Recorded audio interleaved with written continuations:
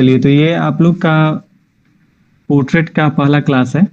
ठीक है, इसके पहले आप लोग डेमो वगैरह देखे होंगे, तो उसमें जो डेमो में बताया जाता है पोर्ट्रेट के उस पॉइंट को बताया जाता है जिससे आपको ये पता चले कि पोर्ट्रेट आसान है और आप लोग सीख सकते हैं। ठीक है, अब चूंकि आप लोग क्लासेस स्टार्टिंग कर चुके हैं, तो उसके बारीक से बारीक स्टेप को भी समझाना जरूरी है, जिससे आप लोग पोर्ट्रेट अच्छा से अच्छा बना सकें। ठीक है, तो पोर्ट्रेट हम एकदम सबसे पहले इनिशियल स्टेज से ही बताएंगे, ताकि आगे जब जैसे जैसे कॉम्प्लिकेटेड पोर्ट्रेट आपको आपके सामने आते जाएंगे, उसको आप आसान तरीके से आप बना सकते हैं। सबसे पहले जो बेसिक इसका मतलब जो जरूरत है, वो आपके पास पेंसिल होना चाहिए। जैसे अभी क्लास में नहीं, लेकिन अगले जो संडे क्लास चलेगा उसमें आपके पास पेंसिल होना चाहिए, शार्पनर होने चाहिए, इरेजर होने चाहिए। इरेजर दो तरह के इरेजर आते हैं, एक नॉन डस्ट इरेजर आता है जो काफी स्मूथ होता है, और एक नॉर्मल वैसे ही इरेजर आते हैं, थोड़े से हार्ड होते हैं। और एक और इरेजर आता है जिसको नीडेड इरेजर बोलते हैं, वो ऐसे च्युइंगम की तरह होता है, और उसको जैसे अगर दबा देते हैं तो पतला हो जाएगा, ऐसे लंबा कर देंगे तो लंबा स्टिक टाइप का हो जाएगा, और उससे हम मतलब इरेज करते हैं। तो हम ग्रुप में वो सारे मतलब वो चीज भेज देंगे, कौन कौन से इरेजर होते हैं, पेंसिल कौन से ग्रेड के होते हैं, और भी बहुत कुछ। लेकिन जो अभी यहाँ बताना है वो इम्पोर्टेंट है। सबसे पहले हम पेंसिल के ग्रेड को समझेंगे। सब लोग पेंसिल यूज करता है ना ड्राइंग के लिए? जी सर। तो यहाँ पेंसिल के ग्रेड को समझेंगे। आप लोग बचपन में एक पेंसिल से लिखे होंगे जिसका नाम होता है HB। ठीक है, तो HB जो पेंसिल होता है ये न्यूट्रल पेंसिल है, न ज्यादा सॉफ्ट न ज्यादा हार्ड। अगर इस साइड H की बात करें और इस साइड B की बात करें, तो यहाँ पे दो पेंसिल डिवाइड हो जाते हैं। H ग्रेड की बात करें तो H मतलब हार्ड हो जाता है, ये हार्ड पेंसिल को इंडिकेट करता है H, और B यानी सॉफ्ट पेंसिल हो जाते हैं। अब देखिए इस पेंसिल में इस्तेमाल क्या होता है। तो इस पेंसिल में दो चीज इस्तेमाल होते हैं, एक होता है ग्रेफाइट और दूसरा होता है क्ले। अगर ग्रेफाइट की मात्रा ज्यादा होगी तो पेंसिल क्या हो जाएगा, हार्ड हो जाएगा। अगर उस ग्रेफाइट में क्ले मिक्स करके बनाया जाता है तो वो पेंसिल सॉफ्ट हो जाता है। अब जैसे हार्ड पेंसिल में ग्रेड भी होते हैं, जैसे H2 होता है, H4 होता है, इसी तरह बढ़ते जाते हैं। जैसे जैसे ग्रेड बढ़ेंगे इसका हार्डनेस भी बढ़ेगा। और अगर हम बात करते हैं बी ग्रेड की पेंसिल को, तो इसमें आपका आएगा B2, B4, B6, B8, B10। बहुत सारे पेंसिल में B3 भी बनाते हैं, B5 भी बनाते हैं। ठीक है, तो ये बी ग्रेड के पेंसिल हो जाते हैं। और इस बी ग्रेड के पेंसिल में जैसे जैसे इसका ग्रेड बढ़ता है, इसमें ग्रेफाइट की मात्रा कम होते जाती है और क्ले का मात्रा बढ़ते जाता है, जिसकी वजह से ये थोड़ा सा पेंसिल सॉफ्ट होगा, ये ज्यादा सॉफ्ट होगा, ये ज्यादा सॉफ्ट होगा, ये ज्यादा सॉफ्ट होगा, और ये बहुत ज्यादा सॉफ्ट होगा। जैसे जैसे क्ले की मात्रा बढ़ते जाती है, ये ग्रेफाइट वुड से बाइंड नहीं कर पाता है। जैसे इसमें वुड है ना, इस वुड के बीच में ग्रेफाइट है, तो क्या होता है कि जैसे क्ले की मात्रा बढ़ती जाती है, ये ग्रेफाइट इस वुड से बाइंड नहीं कर पाता है, जिस वजह से आप ये समस्या देखे होंगे कि पेंसिल बार बार ब्रेक कर जाता है। तो ब्रेक होने से बचने के लिए आपको क्या करना होगा, आपको किसी भी स्क्रैपर से इसको कट करना होगा, या आपके पास कटर भी है, शार्पनर है, उससे भी आप कट कर सकते हैं। लेकिन इस पेंसिल को कभी गिरने नहीं देना।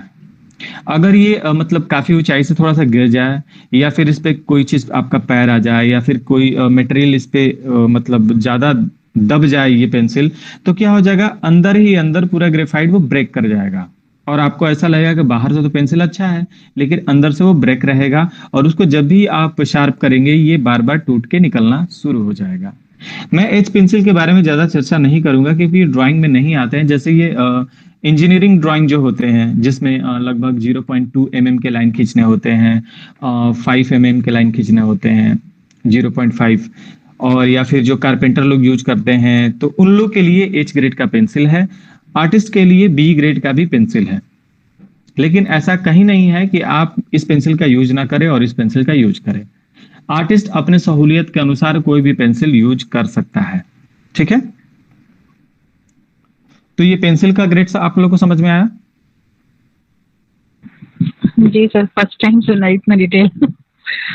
हाँ, ये चूंकि इसलिए जरूरी है क्योंकि आप एक मतलब आर्ट में आप थोड़ा सा एजुकेटेड हो रहे हैं, ठीक है, तो ये जानना जरूरी है आप लोग के लिए। हो सकता है इन फ्यूचर आप किसी और को अगर जब आप सिखाएं तो ये जानकारी आपको आपके पास रहेगी, तभी ना आप उसको बता पाएंगे। नहीं जानकारी रहेगी तो नहीं बता पाएंगे। अब सपोज दैट कि कोई आपने पेंटिंग बनाया, वो चाहे जिस मीडियम से हो, चाहे जो भी हो, हर एक मीडियम का, हर एक चीज का एक अलग अलग नाम होता है। लेकिन अगर कोई आपसे पूछे कि आपने जो बनाया है वो है क्या, तो आपके पास बस यही जवाब होगा कि वो एक पेंटिंग है। तो ऐसा नहीं है, आप आर्टिस्ट हैं तो उस पेंटिंग के बारे में हो सकता है कि वो ट्रेडिशनल पेंटिंग हो, कुछ और पेंटिंग हो, जैसे आप गॉन पेंटिंग करती हो तो गॉन पेंटिंग हो, कुछ भी हो सकता है। लेकिन ऐसे आप पेंटिंग उसको सिर्फ नहीं बोल सकते हैं। पेंटिंग का अलग अलग नाम है, प्रकार है, उसको लेकर आप जब बताएंगे तब आपको लगेगा कि, तब मतलब किसी को लगेगा कि हाँ आपके पास नॉलेज है। बहुत सारे आर्टिस्ट हैं जो नहीं सीखते हैं लेकिन उनके पास बहुत अच्छे नॉलेज होते हैं, तो मतलब उनके पास स्किल बहुत अच्छा होता है, लेकिन कमियां कहाँ होती हैं, तो उनके पास इतने सारे नॉलेज नहीं हो पाते हैं। तो आप लोग को नॉलेज भी गेन करने हैं, एज ए थ्योरी भी आपको जानने हैं, और प्रैक्टिकल भी अच्छे से करने हैं, और धीरे धीरे आप लोग अच्छे से समझ जाएंगे। तो ये हो गया पेंसिल के बारे में। इरेजर आप लोग जानते ही हैं, शार्पनर आप लोग जानते ही हैं, उसका बस थोड़ा सा हम प्रकार आपको ग्रुप में हम भेज देंगे, वहां आप समझ जाएंगे। अब जस्ट इसके आगे आते हैं, तो सबसे पहला मेरा लेसन आता है how to hold the pencil.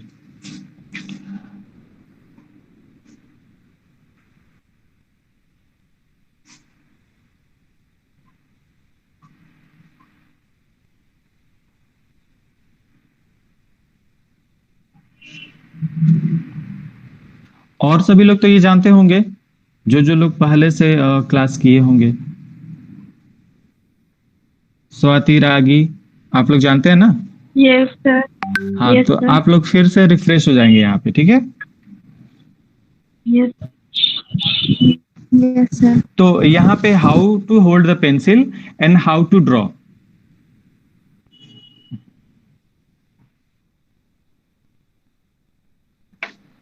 यानी कि पेंसिल को कैसे हम पकड़ते हैं और कैसे ड्राइंग करते हैं, इस चीज को अगर आप समझ जाएंगे तब आपको लगेगा कि हाँ अब वास्तव में हम ड्राइंग सीख सकते हैं, या फिर हम ड्राइंग सीखने में हम एंट्री कर चुके हैं, ठीक है।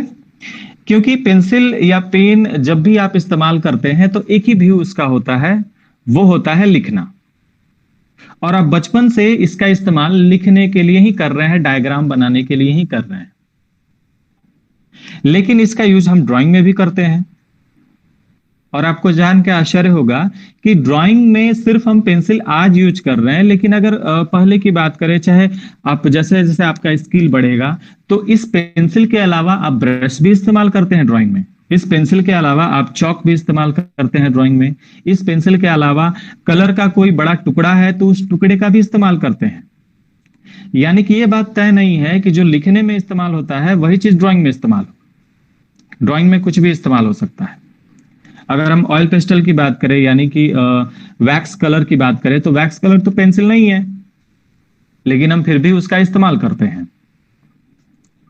तो यहां हम समझेंगे कि जब हम बचपन में जो भी लिखते थे या बचपन से जो भी लिखते आ रहे हैं, सिर्फ पेंसिल का इस्तेमाल यही जानते हैं कि लिखना ही है, लेकिन यहां पे हम समझेंगे कि इसका इस्तेमाल ड्राइंग में कैसे करेंगे। तो ड्राइंग में इस्तेमाल सीखने के लिए सबसे पहले ये हम टर्म समझेंगे, हाउ टू ड्रॉ। यहां पे लिखेंगे नहीं, लेकिन ड्रॉ हम करेंगे।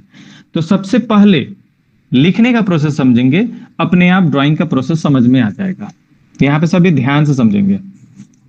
जैसे हम क्या कर रहे हैं, कुछ भी हम अल्फाबेट्स वगैरह लिख रहे हैं, जैसे A B C D E F G, ठीक है।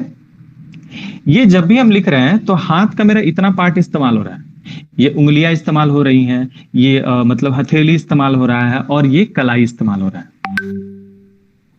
समझ में आ रहा है ना क्या बता रहे हैं? ये उंगलियां, हथेली और कलाई इस्तेमाल हो रहा है। फिर से आप लोग देखिए, जैसे यहां हम लिख रहे हैं, ये मूवमेंट ये चल रहा है। अगर इसको, इस लेटर को थोड़ा सा हम बड़ा लिखें तो मूवमेंट क्या हो जाएगा मेरा, और ज्यादा हो जाएगा। देखिए मूवमेंट ये बढ़ रहा है हाथ का। अगर इस लेटर को और बड़ा करेंगे तो मूवमेंट क्या होगा, बताइए, हाथ का मूवमेंट क्या होगा, बढ़ेगा ना, और बढ़ गया। हाँ, बढ़ जाएगा। अगर इससे अगर बड़ा लिखने की कोशिश करेंगे तो मूवमेंट क्या होगा, और ज्यादा बढ़ जाएगा। और ज्यादा बढ़ जाएगा। दिख रहा है। अब यहाँ पे आप देखेंगे कि मेरी राइटिंग यहाँ ठीक थी, यहाँ लगभग ठीक थी, अब यहां से खराब होना शुरू हो गया ना, ये खराब हो गया मेरी राइटिंग। तो प्रॉब्लम क्या हो रहा था कि हाथ का जो मूवमेंट है ना, वो इस लेवल तक के लिए तो ठीक है, लेकिन इस लेवल तक के लिए ठीक नहीं है। तो हम क्या करेंगे, हम पूरे हाथ का इस्तेमाल करेंगे। हाँ, जैसे कि ये मेरा हाथ है, दिख रहा है ये हाथ, तो यहां से लेकर यहां तक का पार्ट इस्तेमाल करेंगे। और मूवमेंट कहां से रखेंगे, तो यहां से मेरा मूवमेंट होगा और यहां से मेरा मूवमेंट होगा। यहां से मूवमेंट ना के बराबर होगा, हो सकता है कि मूवमेंट हो लेकिन ना के बराबर होगा। चूंकि वीडियो में फिर मेरा इतना ही दिख रहा है, इसलिए हम यहां पे ड्रॉ कर दिए।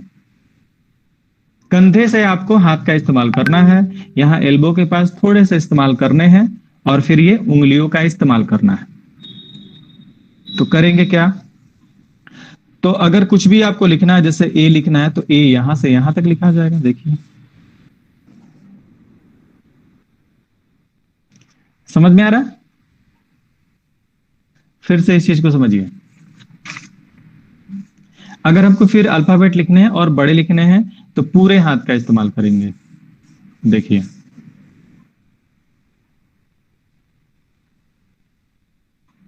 तो ये जो तरीका है ये ड्राइंग का तरीका है, और जो हम राइटिंग लिखते थे वो राइटिंग का तरीका है। लेकिन होता क्या है कि हम राइटिंग के तरीके से ड्राइंग करना शुरू करते हैं, जिसके वजह से प्रॉब्लम ये होता है कि अगर हमको हेयर में शेडिंग करने होंगे तो हेयर में शेडिंग ऐसे करते हैं, लेकिन आप हेयर में शेडिंग ऐसे भी कर सकते हैं।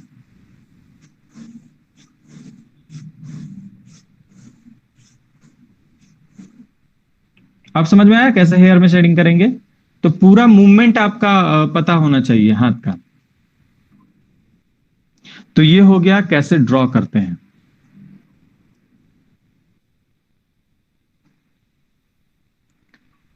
अब दूसरा चीज आता है कि कैसे पेंसिल को पकड़ें।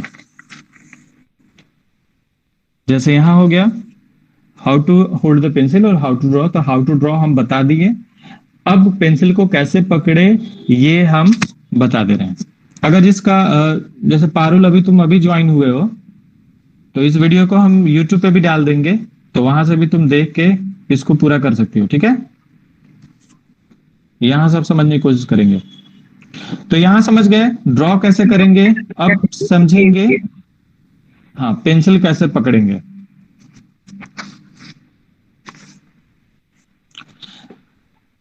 तो जब भी आपको बहुत छोटे ऑब्जेक्ट ड्रॉ करने होंगे या फिर एकदम जटिल चीज आपको बनाने होंगे, तो आप क्या करेंगे, पेंसिल को यहां से आप पकड़ सकते हैं। ठीक है, वैसे पेंसिल पकड़ने का ड्राइंग में कोई नियम नहीं है, लेकिन अधिकांश आर्टिस्ट जिस हिसाब से पकड़ते हैं वो हम आपको बता रहे हैं। पेंसिल आप यहां से पकड़ सकते हैं। अगर आपके बड़े ड्राइंग करने होंगे, आपको मतलब बड़े ड्राइंग करने होंगे, तो पेंसिल को थोड़ा सा पीछे से पकड़ेंगे। ठीक है, औसतन आर्टिस्ट यहां से पेंसिल को पकड़ते हैं। इस हाथ का इस्तेमाल हल्का आगे और पीछे करने के लिए इस्तेमाल करते हैं। रिस्ट का भी इस्तेमाल माइनर कर सकते हैं, नहीं तो पूरे हाथ का इस्तेमाल करते हैं। बहुत सारे आर्टिस्ट पेंसिल को ऐसे ही पकड़ते हैं, बहुत सारे आर्टिस्ट पेंसिल को ऐसे भी पकड़ते हैं। वो आप पे डिपेंड करता है कि आप बचपन से आप कैसे पकड़ते हैं। बस ये आपको ध्यान रखना है, पेंसिल थोड़े पीछे से होने चाहिए। पेंसिल को पकड़ना थोड़ा सा पीछे से है, इसका रीजन मैं बताऊंगा। और आपका पूरा हाथ जो होगा वो मूव करना चाहिए। अब हम पीछे से क्यों पकड़ते हैं, तो देखिए जहां हम पेंसिल पकड़े हुए हैं, ठीक इस पेंसिल के सीध में मेरा चेहरा है। जैसे इस पेंसिल के सीध में कभी आप लोग जब लिखते होंगे तो ये पेंसिल आपका यहां है लेकिन चेहरा आपका इस साइड होता है। पेंसिल आपका यहां है लेकिन चेहरा इस साइड होगा। लेकिन ड्राइंग में क्या होता है ना, पेंसिल आपका यहां है तो चेहरा जस्ट इसके सामने होना चाहिए। तो इससे फायदा ये होगा, सामने होने से फायदा ये होगा कि आप जो भी बनाएंगे वो परफेक्ट आपको दिखेगा। लेकिन अगर आपका चेहरा इस डायरेक्शन में होगा, चाहे थोड़ा सा डिस्टेंस पे होगा, तो आप यहां डिस्टेंस से देखेंगे कि हम सर्कल ड्रॉ कर रहे हैं, लेकिन वाकई में वो सर्कल नहीं होगा, वो ओवल बन जाएगा। और जब आप सामने आएंगे देखने के लिए तो ये आप देखेंगे कि तो ओवल है। और यदि आप सामने से देखते हैं और पेंसिल को आप आगे से पकड़ते हैं तो देखिए पेंसिल का टिप आपको दिखेगा ही नहीं कि हम क्या ड्रॉ करने वाले हैं। इसलिए जब आप सामने हैं और आप पेंसिल को देख रहे हैं तो आपको पीछे से पकड़ने होंगे, ठीक है। और तब आपको पता चलेगा कि हम कहां ड्रॉ कर रहे हैं, कैसे ड्रॉ कर रहे हैं। इस चीज को आप लोग ट्राई कीजिएगा। तो ये हो गया तरीका पकड़ने का। अगर आपको ड्राइंग और भी बड़े करने होते हैं तो पेंसिल को पीछे से पकड़ना होगा। अगर आपको बड़े बड़े कैनवास पे पेंटिंग करने होंगे, दीवार पे पेंटिंग करने होंगे, तो करने क्या होंगे, आपको इस पेंसिल में एक स्टिक बांधना है और स्टिक को पकड़ के जैसे 1 फीट 2 फीट 3 फीट तक का आप इसका हाइट बना सकते हैं, या फिर मतलब उतना पीछे से आप पकड़ सकते हैं। और जहां पे आप आसानी से पहुंच नहीं सकते हैं वहां पे भी आप स्टिक के माध्यम से पेंसिल को ले जाकर ड्रॉ कर सकते हैं। तो यहां भी क्लियर हो गया पेंसिल को हम कैसे पकड़ सकते हैं, ठीक है। अब आगे बढ़े हम। इतना में कि कोई अगर कंफ्यूजन तो पूछिए।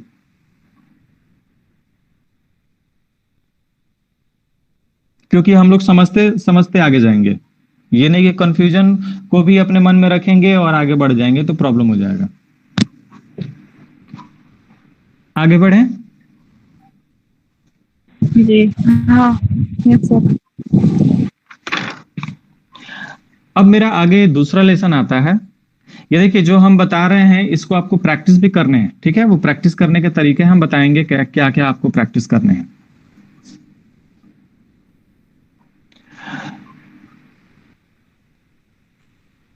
आपके ग्रुप में हम सिलेबस भी ऐड कर देंगे, ठीक है, सिलेबस भेज देंगे।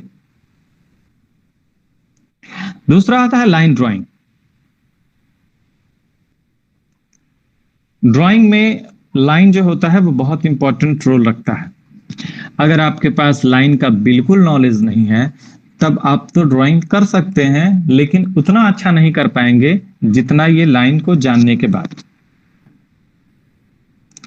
अगर हम बात करें कि अगर आपको एक घर बनाने हैं, ठीक है, सभी को जवाब देंगे। अगर आपको घर बनाने हैं तो उस घर बनाने के लिए सबसे प्राइमरी चीज क्या होगी, जिसका हम उस घर का यूनिट भी बोल सकते हैं। नींव, लाइन, नींव, लाइन। चलिए हम बता देते हैं। अगर एक घर बनानी है तो उस घर को बनाने के लिए सबसे प्राइमरी चीज होगा एक ब्रिक यानी एक ईंट, ठीक है। उस पूरे घर की इकाई जो होगी वो ईंट होगी। ऐसा नहीं कि आप लोग मिट्टी के घर सोच रहे होंगे, मिट्टी के घर में ईंट नहीं होगा या फिर जो भी अदर घर होगा। लेकिन अगर आप ब्रिक्स की घर की बात करें तो उसका एक यूनिट क्या होगा, एक ब्रिक्स होगा, एक ईंट होगा। अगर 100 रुपए की बात करें तो 100 रुपए का एक यूनिट कितना होगा, 1 रुपया होगा। अगर 100 पैसे की बात करें तो उसका एक यूनिट 1 पैसा होगा। यानी कि 100 में जितना उसका इकाई होता है वो एक यूनिट कहलाता है। उसी तरह ड्राइंग की बात करें तो ड्राइंग में अगर आप कैसा भी ड्राइंग देखेंगे तो उसका ड्राइंग का यूनिट जो होता है वो लाइन होता है। यानी कि लाइन से ही वो सारे कुछ बने होते हैं। तो यहां क्वेश्चन आता है कि फिर लाइन किससे मिलकर बना होता है। तो लाइन जो बनता है वो पॉइंट से मिलकर बना होता है। आप मैथमेटिक्स में पढ़े होंगे कि एक रेखाएं जो होती हैं, मतलब जो भी रेखाएं होती हैं वो बहुत सारे पॉइंट को मिलाने से बनती हैं। अब कैसे, तो किसी पॉइंट को बार बार जब हम रिपीट करते हैं और एक ही दिशा में जब बार बार रिपीट करेंगे तो वो लाइन का निर्माण करती हैं। अगर इसको माइक्रोस्कोप से देखेंगे, इस एरिया को जो हम लाइन खींचे हुए हैं, तो इसमें क्या होंगे, बहुत सारे डस्ट होंगे, डस्ट होंगे ना, वैसे डस्ट जो पेज पे चिपक गए हैं, सीक्वेंस वाइज चिपक गए हैं, इसलिए हमको लाइन दिख रहा होगा। ठीक है, तो बहुत सारे डस्ट होंगे, इस डस्ट को मिलाने के बाद से लाइन यहां पे दिख रहा होगा। अब ये चीज कहां कहां अप्लाई नहीं होता है, तो ऐसे कोई ठोस जगह है, जैसे लकड़ी है, ठीक है, या मिट्टी है, या फिर कोई हार्ड सरफेस है, अगर उस हार्ड सरफेस में किसी माध्यम से वहां से लंबा मिट्टी हटा देंगे तो लाइन तो क्रिएट हो जाएगा, लेकिन वहां पे हम ये नहीं बोल सकते हैं कि वहां पे पॉइंट हमको दिख रहा है।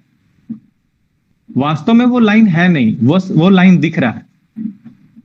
तो लाइन आपका ये पेज पे है, मतलब कहने का मतलब वो है कि वहां पे मेरा ये पॉइंट वाला तर्क फेल हो जाएगा, तो वहां पे आप अप्लाई नहीं करेंगे। हम चूंकि दोनों चीज इसलिए बोल दे रहे हैं ताकि आपको समझने में किसी तरह का दिक्कत ना हो।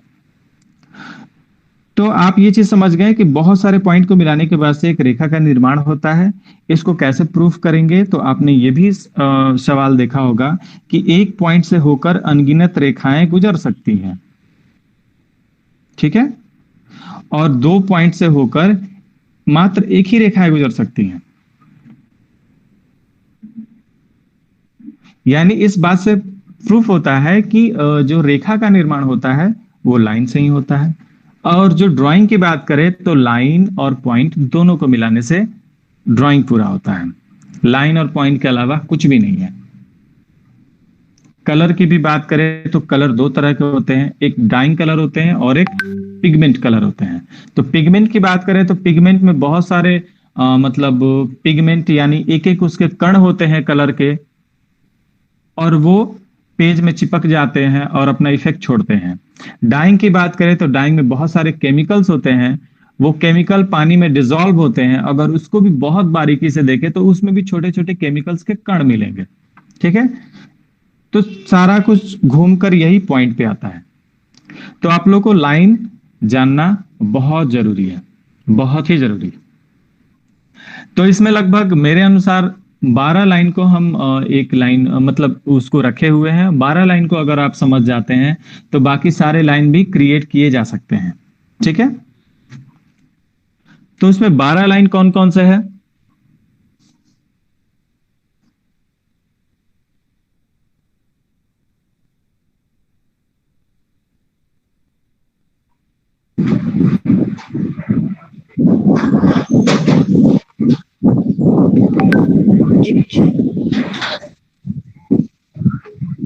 ये एक के ऊपर एक लिख दे रहे हैं, लेकिन हम बोल के समझा देंगे।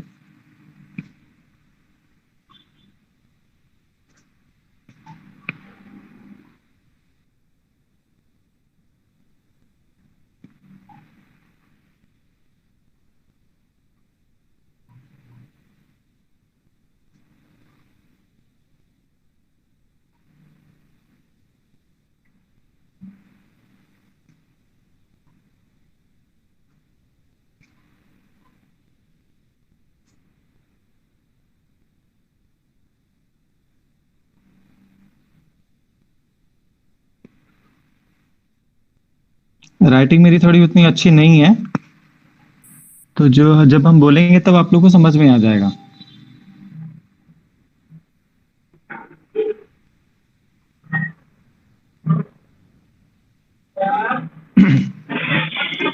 यहां आप देखेंगे, फर्स्ट आता है हॉरिजॉन्टल लाइन, दूसरा है वर्टिकल लाइन, तीसरा है ऑब्लिक, चौथा मिरर, पांचवा वेवी लाइन, छठा जिगजैग लाइन, सातवां क्रॉस एचर, आठवां सर्कल, नौवां कर्व, 10वां पैरेलल लाइन, 11वां स्पाइरल और 12वां ब्रेक लाइन।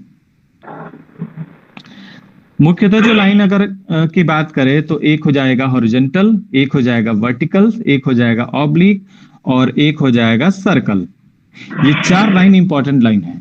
इन्हीं 4 लाइन से बाकी संसार के सारे लाइन बनाए जा सकते हैं, ठीक है। इन्हीं 4 लाइन से बाकी संसार के सारे लाइन बनाए जा सकते हैं, लेकिन आपको जानना सभी है कि किस लाइन को क्या बोलेंगे। तो हॉरिजॉन्टल की बात करें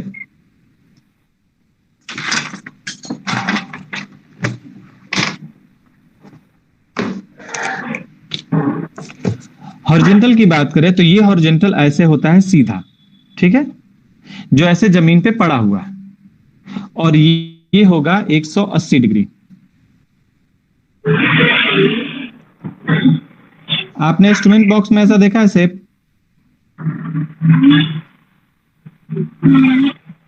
ऐसे होता है, बहुत सारे बीच बीच में लाइन होते हैं। आपने देखा है, यहाँ 0 होता है, यहाँ 90 होता है, और यहाँ 180 होता है ना? यस। हाँ, तो बस उसको ध्यान में रखेंगे। ये जो 180 होता है, ये वाला लाइन है, ठीक है। इस लाइन को हॉरिजॉन्टल लाइन बोलते हैं, और हिंदी में बोलते हैं क्षैतिज। क्षैतिज यानी कि ऐसे पड़ा हुआ। दूसरा आता है वर्टिकल। ये वर्टिकल ऐसे खड़ा होता है, यानी कि ये लाइन, और ये होता है 90 डिग्री। जैसे कोई सड़क पे इलेक्ट्रिक पोल खड़ा हुआ है, 90 डिग्री। आपका घर दीवार खड़ा हुआ है, 90 डिग्री। आप खड़े होते हैं, 90 डिग्री।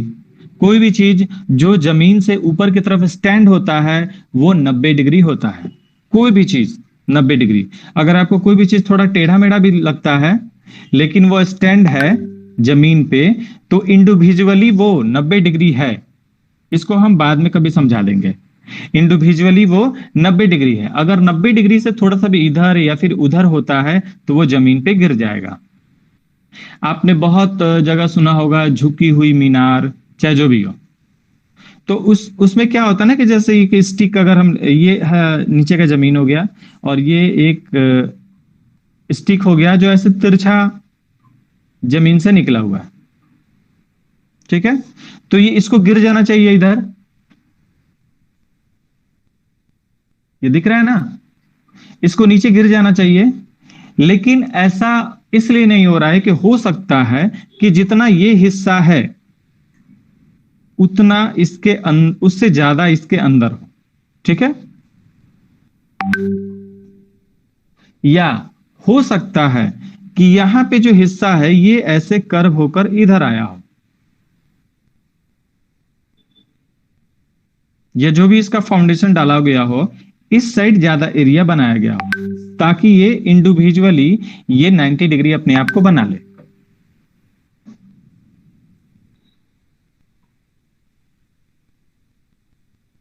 यहां समझ में आ गया ना?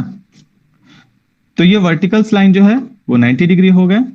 ऑब्लिक लाइन को थोड़ी देर बाद में हम बताते हैं। मिरर लाइन, यानी कि अगर कोई लेटर अगर आर है और यहां पे मिरर है, तो ये लेटर ठीक अपोजिट डायरेक्शन में उतना ही डिस्टेंस पे ये ऐसे उल्टा आर होगा।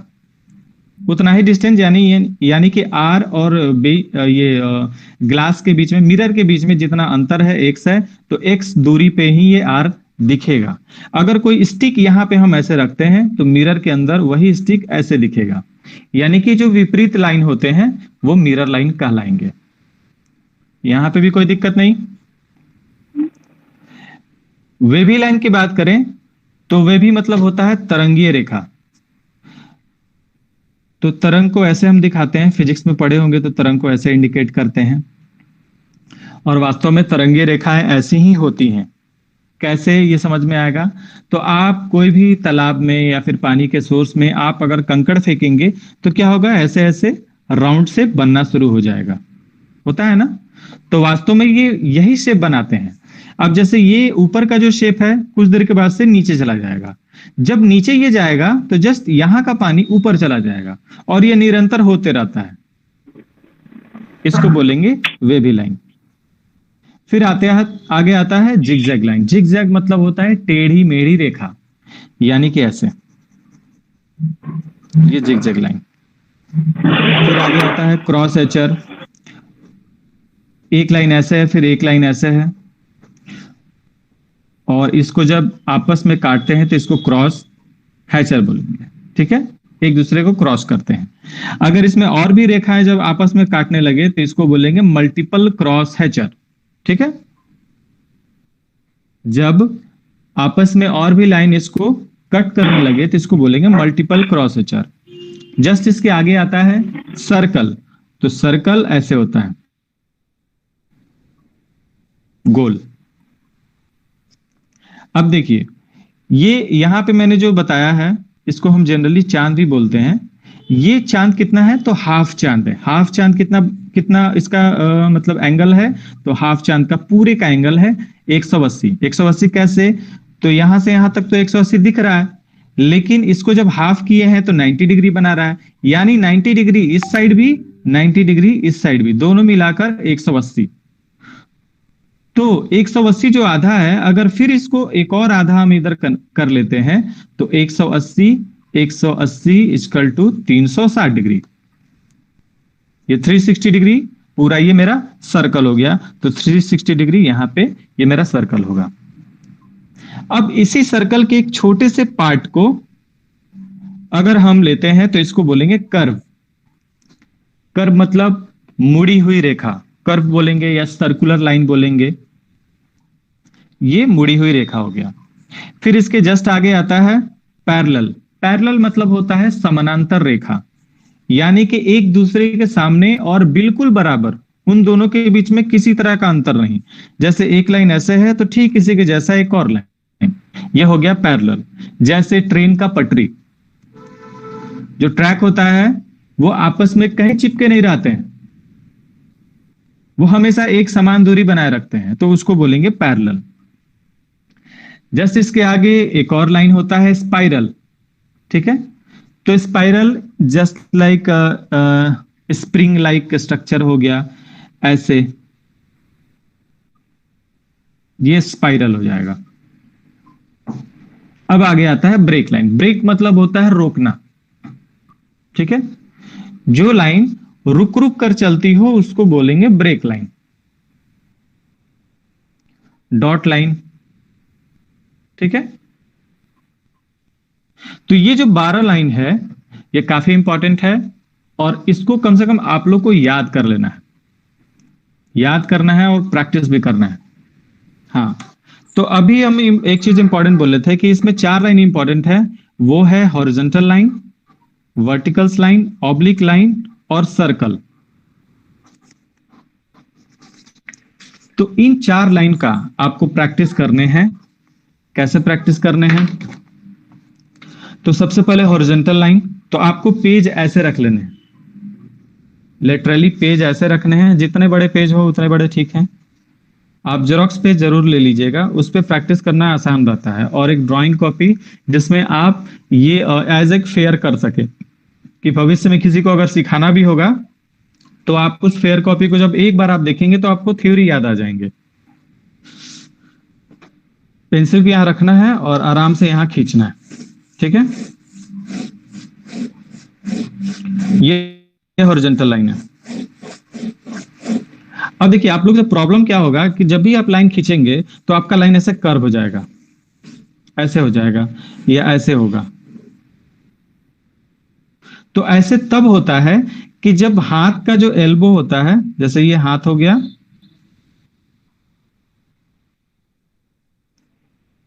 ये अगर आप मूवमेंट यहां से करेंगे, इस पार्ट से मूवमेंट करेंगे तो ये ऐसे कर्व हो जाएगा। लेकिन जब यहां इस पार्ट से आप मूवमेंट करेंगे तो ये कर्व नहीं होगा, सीधा होगा। और आपको भी मैनेज करना है कि हम इस चीज को सीधा खींचे। तो पहले तो एक ही डायरेक्शन से इसको करेंगे, फिर दूसरे बार इसके दूसरे डायरेक्शन से इसको खींचेंगे, और तीसरी बार में दोनों डायरेक्शन से करेंगे। ये जो आपका प्रैक्टिस है कम से कम 1 महीना रोज चलेगा। आप लोग कोशिश करके देखिएगा। 1 महीना तो मतलब बहुत ज्यादा हो गया, 1 सप्ताह के बाद से आपको फर्क समझ में आने लगेगा। लेकिन तब जब ये लाइन आपका एकदम सीधा होने लगे, जैसा आप चाहे वैसा आप लाइन जब खींचना शुरू कर देंगे तो आपका लाइन बहुत अच्छा हो जाएगा। तो ये हो गया हॉरिजॉन्टल लाइन। वर्टिकल्स लाइन की बात करें तो वर्टिकल्स लाइन, पहले हम पेंसिल ऐसे पकड़े थे, अब पेंसिल को थोड़ा ऐसे कर देते हैं। ये पेंसिल के टिप के सामने ही मेरा समझिए चेहरा है। अब यहां से हम ऐसे खींचेंगे,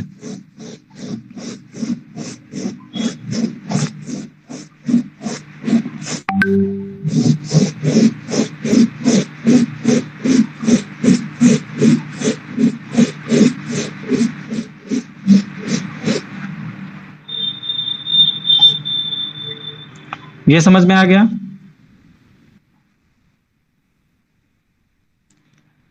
अब ऑब्लिक लाइन को ऐसे करेंगे,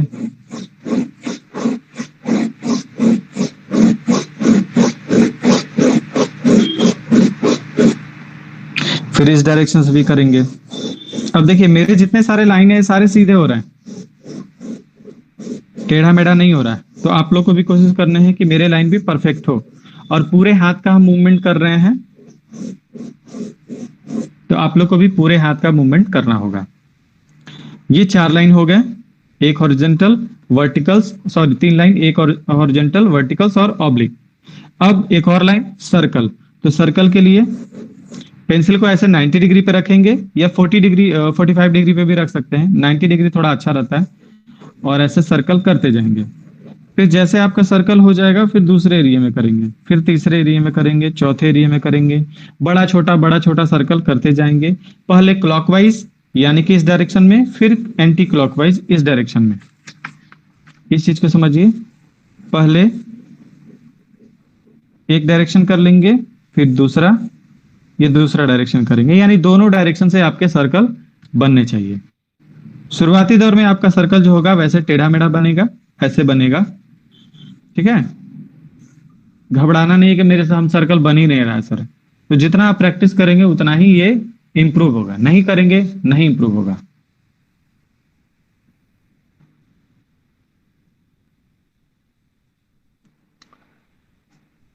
अब जैसे ये 4 लाइन हो गए, तो एक चीज और आप प्रैक्टिस करेंगे वेवी लाइन का।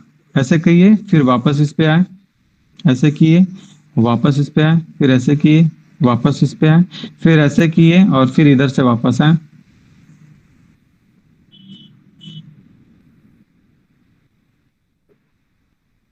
तो इसका आप प्रैक्टिस करेंगे और आपको पता चलेगा कि हाँ मेरा हाथ जो पहले से ऐसे लग रहा था कि नहीं चल रहा था, तो धीरे धीरे आपका हाथ फ्री हो जाएगा, चलना शुरू हो जाएगा।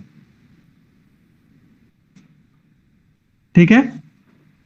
जस्ट इसके आगे भी एक टॉपिक है जो है ज्योमेट्रिकल ड्राइंग, क्यूब स्फेयर, और ठीक इसके आगे है लेआउट है, फिर आपका आता है शेडिंग, स्ट्रोक, टोन, टेक्सचर।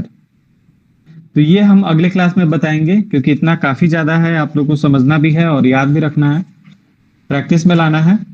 इन सभी का हम क्या करते हैं, इमेज आपको भेज देंगे और एक सिलेबस भी पोर्ट्रेट का हम भेज देंगे, और कोशिश करेंगे आज आप लोग या फिर जो संडे तक लगभग इस चीज को प्रैक्टिस करके भेजते रहें।